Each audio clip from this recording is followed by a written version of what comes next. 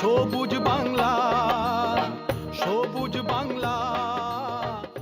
TV সেটের সামনে বসে থাকা দেশের ও দেশের বাইরের সকল দর্শক ও কৃষক ভাই ও বোনেরা, সবাইকে আমার অন্তরের অন্তঃস্থল থেকে প্রীতি ও শুভেচ্ছা জানাই। আমি আজমিনী মুমু। সবুজ বাংলা কৃষির অনুষ্ঠান, কৃষকের অনুষ্ঠান, কৃষকের ভাগ্য বদলে অনুপ্রেরণা যোগানো অনুষ্ঠান। সবুজ বাংলা, সবুজ বাংলা। গাজীপুর জেলার সদর উপজেলার হায়দ্রাবাদ গ্রামের তরুণ যুবক জহিরুল ইসলাম নবম শ্রেণী পর্যন্ত লেখাপড়া করে বিদেশ চলে যাবে বলে ৩.৫ লাখ টাকা সংগ্রহ করে এক এজেন্টকে দেয়, কিন্তু তার যাওয়া ডিলে হতে থাকে।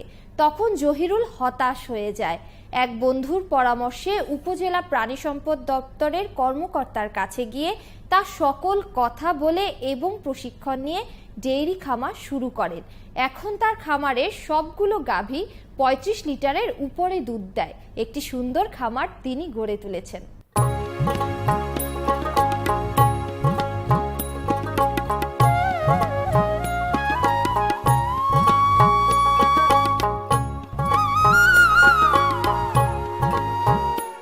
গাজীপুর জেলার সদর উপজেলার হায়দ্রাবাদ গ্রামের তরুণ যুবক জহিরুল ইসলাম এই ডেইরি খামারটি গড়ে তোলেন। ২০১০ সালে তিনি একটি গাভী নিয়েই শুরু করেছেন। এখন তার খামারে ২০টি গরু আছে। এর মধ্যে দুধ দেয় ১২টি, রেস্টে আছে ২টি। বড় বকনা বাছুর ও হিপার আছে ৬টি। তার খামারে ৩ জন মানুষের কর্মসংস্থান হয়েছে। তার গাভীগুলো অনেক দুধ দেয় বলে গাজীপুর জেলার মধ্যে তার সুনাম আছে। 19 পর্যন্ত লেখাপড়া করছি, তারপরে একটু যে গরু পালার প্রতি আগে থেকে একটু ইচ্ছা ছিল ছোট থেকে আর কি।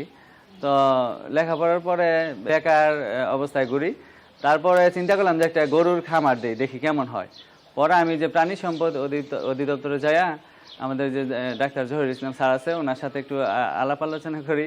তো ট্রেনিং বা যাবতীয় যেমন যা লাগে ঘরটর মানে খামার সব সহযোগিতা স্যারে করছে আমার। তারপর ওইখান থেকে আমি প্রথমেই আপনার 1টা গাভী কিনছি, তারপর পর্যায়ক্রমে 4টা গাভী কিনছি। হ্যাঁ, কেনার পরে 4টা থেকে এখন আজকে আমার ছোট বড় সব মিলে 20টা গাভী। জহিরুল ইসলাম 9-10 পর্যন্ত লেখাপড়া করে বিদেশে চলে যেতে চেয়েছিলেন। পরে তিনি বিদেশ না গিয়ে উপজেলা প্রাণী সম্পদ কর্মকর্তার সাথে পরামর্শ করে প্রথমে তিনি ডেইরি খামারের প্রশিক্ষণ নেন। এরপর 1,40,000 টাকা নিয়ে একটি গাভী কিনে ডেইরি খামার গড়ে তোলেন।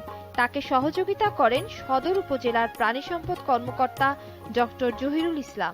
এই জায়গাতে একসময় একটা মাটির ঘর ছিল এবং পরে এই মাটির ঘরটাকে আমি মানে কিভাবে একটা গরুর খামার হয় সেইভাবে তাকে ডিজাইন করে দিয়েছে, যে এইভাবে ঘর করলে তোমার গরু ভালো থাকবে। তো তখন সে প্রথম 3টা গরু কিনে প্রথম অবস্থায়। আস্তে আস্তে তাকে আমি ব্রিড ডেভেলপ করে আমার অফিসের 100% বীজ পর্যায়ক্রমে তাকে আমরা দিই।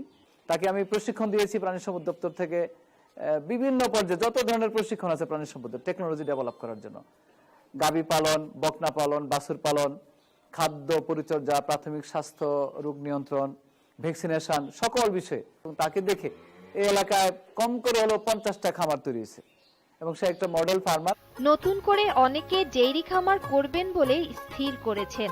তাদের বলবো কিছু বিষয় জেনে নিন, যেমন দুধ কত করে কেজি বা লিটার বিক্রি হচ্ছে আপনার এরিয়াতে তা জানতে হবে। আপনার ফার্মের দুধ বিক্রি করবেন কি করে? গোয়ালা এসে কি দুধ দোয়ায় নিয়ে যাবে, নাকি আপনাকে বাজারে বা মিষ্টির দোকানে গিয়ে বিক্রি করতে হবে, নাকি নিজেই দুধ দিয়ে মিষ্টি বা ঘি বানাবেন? ঘাস চাষ করার জন্য পর্যাপ্ত জমি আছে কিনা, নেপিয়ার নাকি জার্মান? যদি থাকে তাহলে কি ঘাসের চাষ করা যাবে? আবার বছরে 3 থেকে 4 মাস বর্ষায় ডুবে থাকলে তখন কি করবেন? পশু হাসপাতাল বা ডাক্তার নিকটবর্তী আছে কিনা? যদি না থাকে তাহলে যে ভোগান্তি হবে এর সমাধান কি করে করবেন? আশেপাশে ওষুধের দোকান আছে কিনা? গোখাদ্যের পাইকারি দোকান আছে কিনা?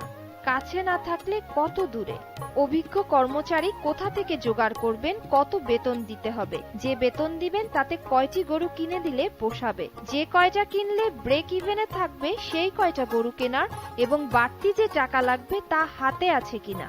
শেড কিভাবে তৈরি করবেন? গরু কি ছেড়ে পালবেন নাকি গলায় দড়ি দিয়ে? ডিজাইন কেমন হবে? আধুনিক ব্যবস্থা কি কি থাকবে? কতটা আধুনিকায়নের মধ্যে আনলে কর্মচারীর বেতন খরচ কম হবে? খাবার পাত্র, ইলেকট্রিক লাইন, পানির ব্যবস্থা থাকবে কেমন? কোথা থেকে ভালো জাতের গরু পাবেন? দাম কেমন হবে? কি করে বুঝবেন যে কোনটা ভালো জাতের গরু এই ফটকা বাজারে? কোন জাতের গরু কেনা ভালো হবে ডেইরি ফার্মের জন্য আমাদের দেশের প্রেক্ষাপটে?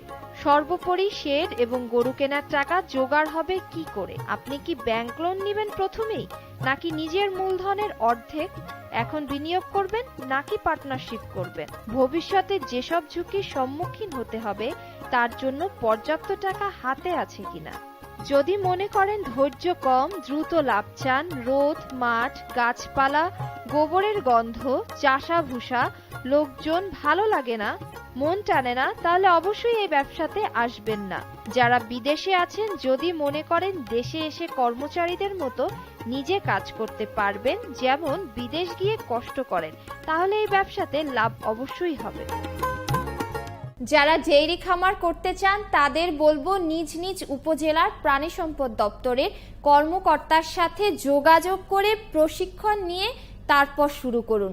দেখবেন গরু কেনা থেকে শুরু করে খামারটি খুব সুন্দরভাবে এগিয়ে যাবে, আপনিও ভালো লাভবান হবেন।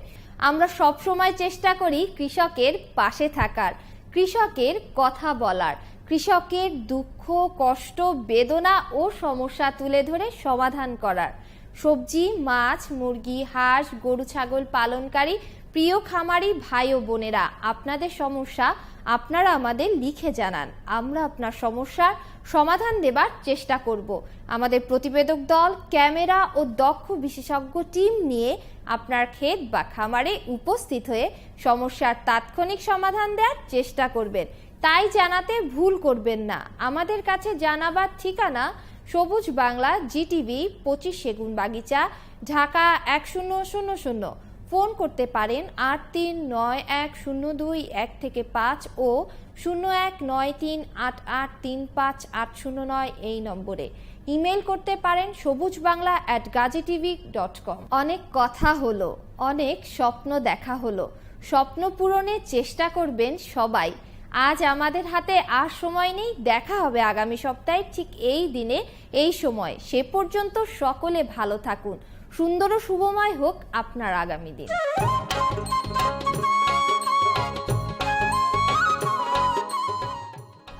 আপনারা আগামী পর্বে দেখবেন ঢাকার মোহাম্মদপুর বেড়িবাঁধের উপর গড়ে ওঠা মহিষের খামারের উপর সাফল্যগাথা প্রতিবেদন। নদী, পুকুর, খাল, বিলে মাছ, বনে বনে ফল ভরা। ভৈরবে টমেটোর বাম্পার ফলনে কৃষকের মুখে হাসি, এর উপর প্রাপ্তি সংবাদ প্রতিবেদন। সম্পদে ভরা। এছাড়াও থাকছে নারায়ণগঞ্জে আম বাগানের সমস্যার সমাধানের জন্য সরেজমিন প্রতিবেদনের পরামর্শ পর্ব।